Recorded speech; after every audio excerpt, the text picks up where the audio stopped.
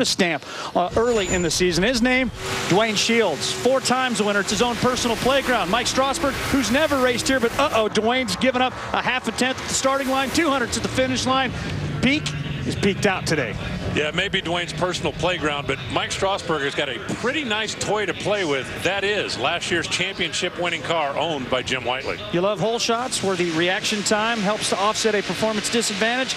Then watch this race between Sean Cowie, great story, the comeback kid from last year, and Lee Calloway.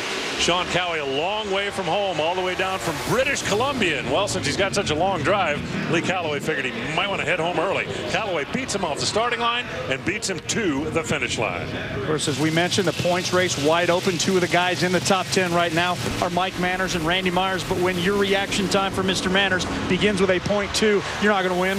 You could see it there. The red car visibly moved first. And look at the number. Even though Randy Meyer got out of the groove, had to pedal it, barely kept it in his own lane, his 548 did keep him out in front of Mike Myers. 3 straight hole shot wins for one driver. This is James Thompson and Buddy Domain. This one considerably tighter. I'm sniffing an NHRA tail of the tape here. Check it out. Without electronics, it would be all but impossible to tell. Buddy Domain gets the win on a hole shot. So one Dr. Pepper car advances. The other one, not quite so fortunate. And those guys are loving it.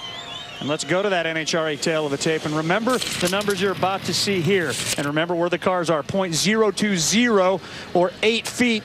That's the margin of victory. Buddy Domain defeats James Thompson.